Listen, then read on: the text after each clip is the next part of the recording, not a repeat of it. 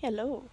I am going to share a few stories from the essentially world slash universe I'm creating.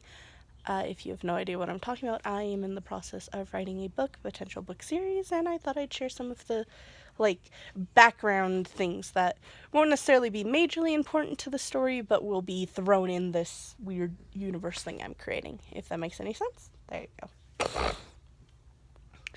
Today I will tell the story of the Red-Winged Angel and Felix. So there are that's two separate stories. There's a comment there. As a precursor to both of these, death as an entity doesn't choose who dies. He can choose the exact moment of which someone dies, but he does not choose what happens to them after, nor just who's to die. Instead, he has a book in which names appear in different colors, different sizes, and different fonts that essentially tell him this person is next, this person, they have to die right now, they're going to die in like a week or whatever, and it gives him that information. So I'll start with Felix, since that's the shorter story.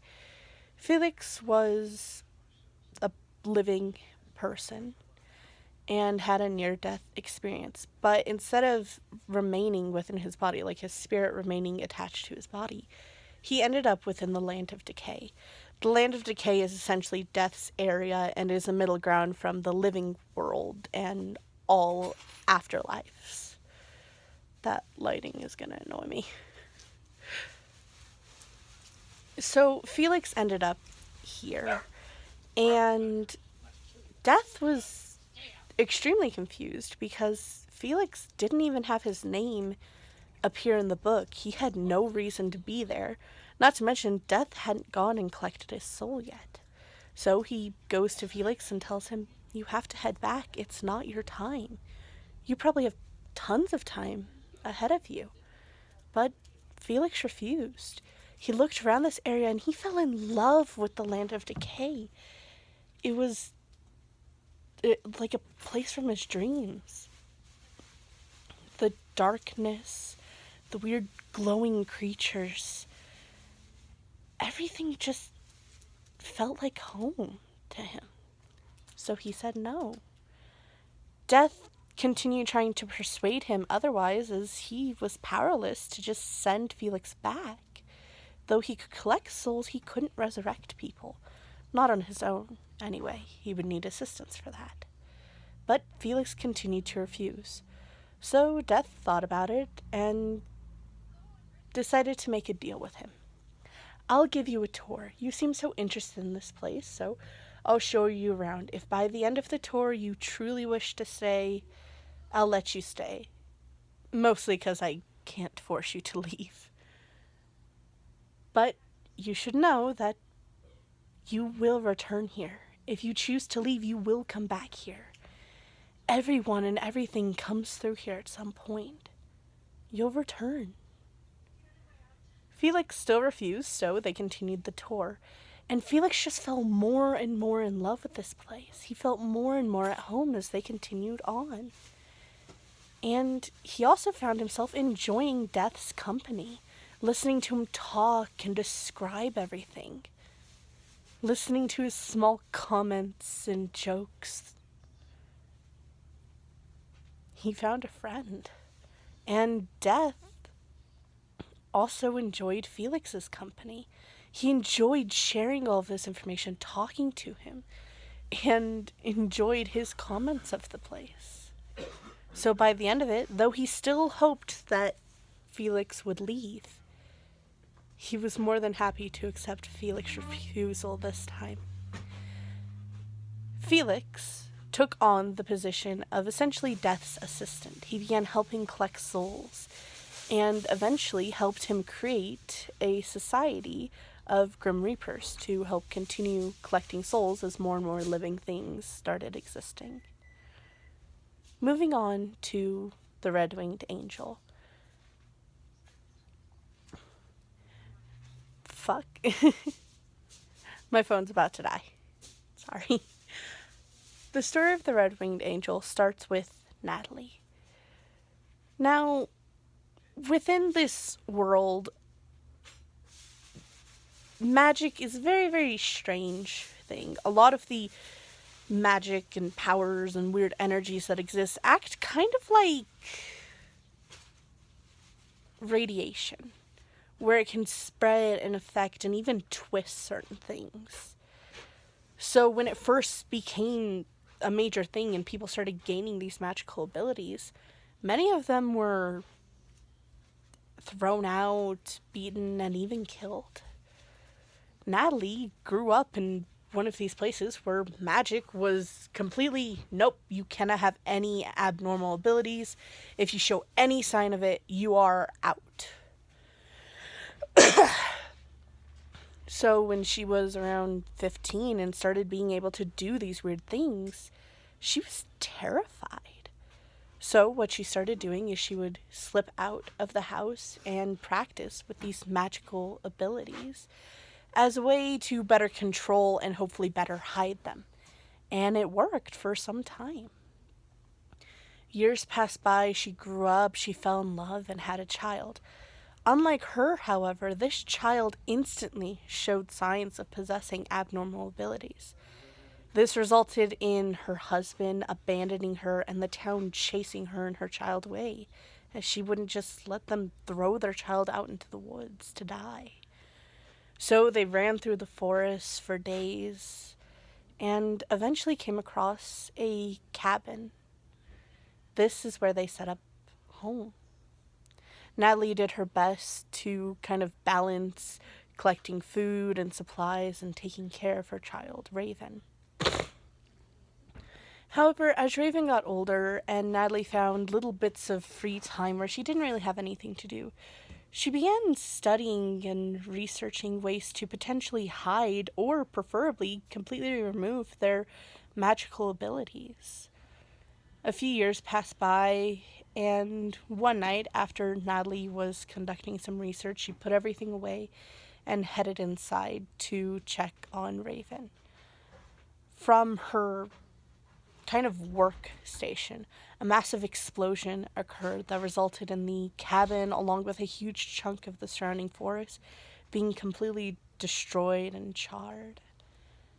Natalie, despite this, was completely unharmed for the most part. She had a few scratches and burns, but was fine. Raven, however, didn't make it. Of course, Natalie began screaming and crying, just not knowing what to do. Suddenly, Death appeared beside her and just sat and waited as she cried and wailed into the essentially abyss. After some time, she saw Death and began begging and pleading with him. Bring her back. She didn't get a chance. She didn't deserve this. It was my fault. Death simply shook his head. Take me instead. Bring her back. Take me. I should have died in that. Death still just shook his head. Finally, she began begging and pleading that he take her as well, that she couldn't live without her child. Death just stared at her as she continued begging and pleading, coming up with ideas and ranting and just losing herself in her sorrow. Eventually, Death stopped her. Fine. I will bring your child back. However, you must do something for me in exchange. This is not a simple situation. This is not as simple as an eye for an eye. So, what I need you to do is go and collect 6 souls that are scattered around these forests. You are then to bring them to me, and I will bring them to their end. After that, I will bring back Raven. Natalie, of course, agreed. He pointed down a pathway, and Natalie began her journey. After some time, she came across a little girl probably around 4 or 5 years old, who's just sitting in a pile of snow. She went up to this child and told her it was time to go. They started walking until this little girl stopped. She then looked up at Natalie and asked her for a favor. Natalie agreed. Sure, what do you need, my dear? The little girl asked that Natalie sing a song with her mother. She explains that there's a little clearing nearby. She's not exactly sure where, but she recognizes this area, so she knows it's close. That her mother would always take her to, and they would sing together. So she asks if she teaches Natalie this song, will she go to this clearing and sing with her mother one final time as her way of saying goodbye? Natalie agrees, and they head off to death. Natalie then returns to the area, finds the clearing the child described. She climbs into a tree in the midst of this clearing as a way to not have to confront this grieving mother, and waits. After some time, a young girl who's clearly been crying walks in and sits under this tree. She looks around as if searching for someone or something that isn't there before she begins singing. Natalie soon joins in. After they finish, the young woman looks up at the sky, tears rolling down her cheeks, and says, I hope you're doing well, my love, before getting up and walking away. After some time, Natalie gets out of the tree and continues her journey. What had happened was one day while this mother and daughter were out essentially wandering around looking for berries and other plants and such, they got separated, and though the mother tried her best to try and find her daughter, even getting the whole town involved, she couldn't before the child succumbed to the elements. Moving on, Natalie finds this decrepit old town. There's 3 or 4 buildings that are still standing, but all of them on the verge of collapse. There's holes through the roofs where sunlight and rainwater pour in regularly. In one of these houses, she finds a little boy curled up in a ball crying. She tries to get close to him, but before she can, he shouts at her, No, I can't. I won't. They'll come back. She looks at him and he's covered in bruises. So she gets on her knees and looks at him. Asks if she knows who caused this, if he could describe these people. He's quiet for a moment before nodding. She then swears to him, if you tell me who did this, I'll make sure they never do anything like this again. The boy's quiet for a moment, but he agrees. They then make their way to death. By the next day, everyone the boy had mentioned was nothing but a red stain in the dirt. What had happened was this boy was bound to live a life of tragedy. The only reason he was born was because his father was a very wealthy man and wanted a human shield. He was hoping that by having a child, he would be able to deter any people trying to take his life for wanting to show kindness to this child. That, and even if he were to be threatened or someone were to try and attack him, he would have used the child to be a living shield. Due to his wealth, one day this child was kidnapped. And when they tried to ransom him back, the father said no. He had served his purpose, and he never really cared for the boy. The kidnappers, not knowing what to do, essentially tried to raise him. Some left, not wanting to deal with it, and this ultimately turned to 3 or 4 of them doing their best to figure out what do we do with this child. This ultimately resulted in abuse as they didn't know what to do, so they would just hit him, seeing him as a nuisance, until ultimately just abandoning him, resulting in his death. Continuing onwards, Natalie finds a toddler sitting at the edge of a lake, crying their eyes out. Natalie heads over to this toddler, sits down, and pulls them into a hug, comforting them. After some time, they stop crying and ask if they could see their big brother. Natalie agrees. She searches around and finds a town not far away. She looks through every window, searching for someone this infant recognizes, until she finds a teenager crying their eyes out, leaning against an empty crib.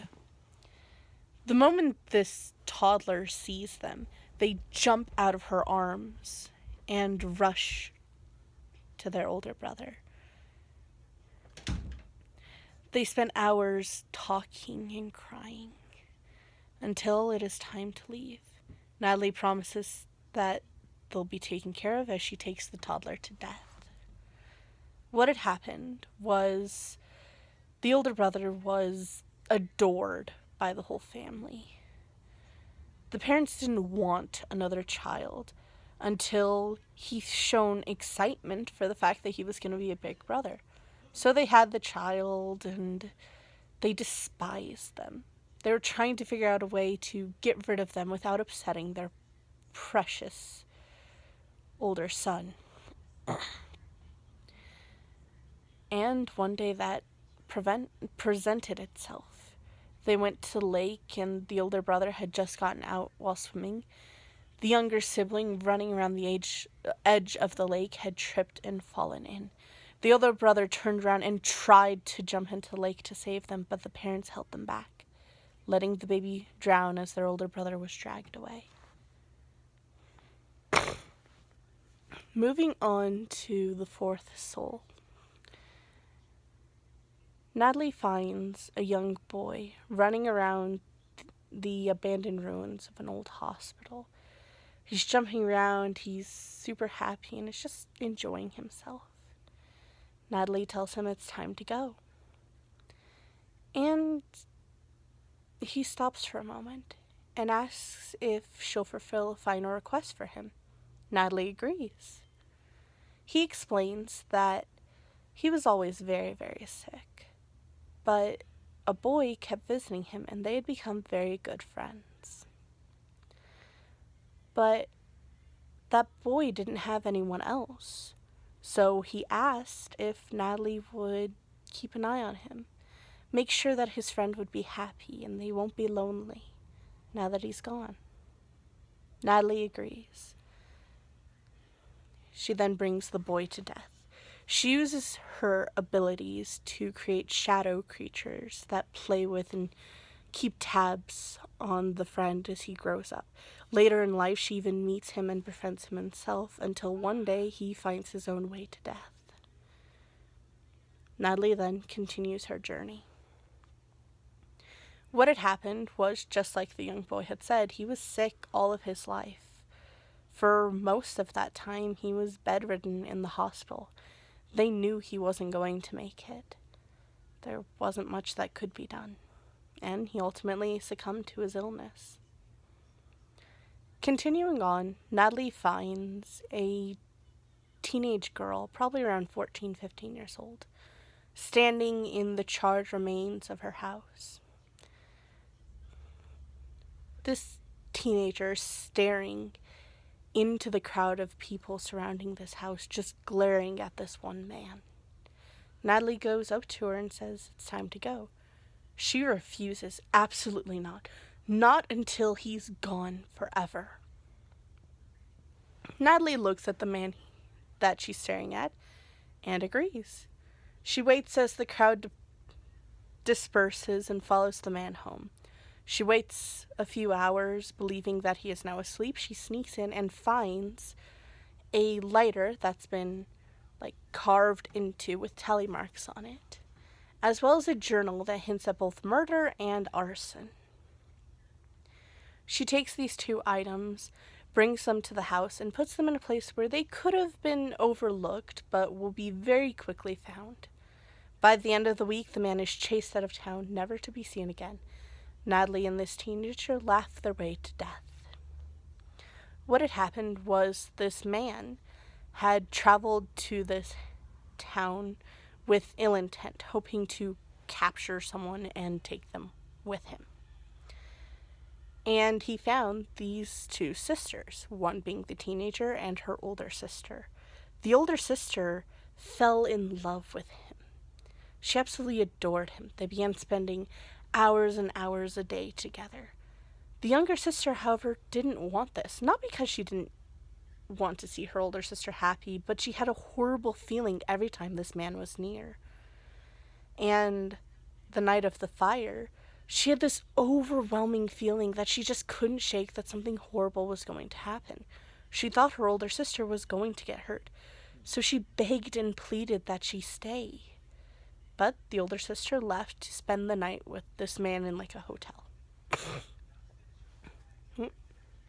Phone is at 10%. I better finish this quick.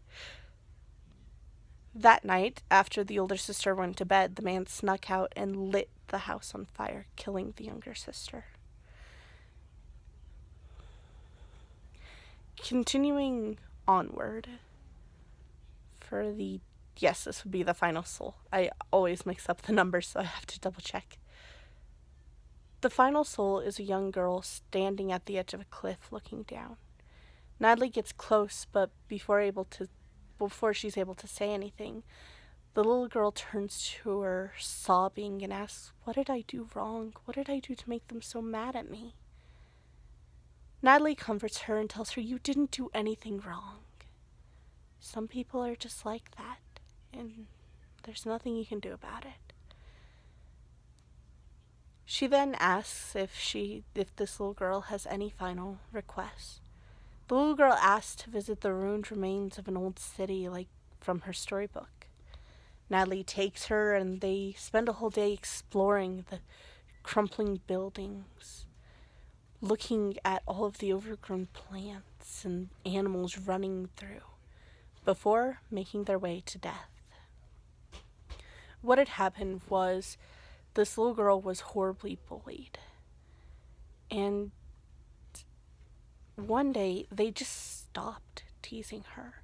Instead, they started being friendly. They even apologized for making her feel so awful. She thought they turned around, that they had become better. But they led her up to that cliff, and whether intentionally or not, she ended up at the bottom of it. Just as Death agreed, Raven was resurrected.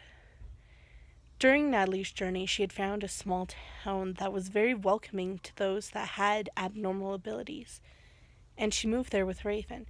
The six spirits, however, couldn't leave her alone. They wanted to show gratitude and help her like she had helped them, fulfilling their final requests. So they continued to stay by Natalie's side. As time passed, Raven grew up, and one day she left to start her own story. At this time, Natalie accepted that she'd done everything she could and believed it was time for things to end.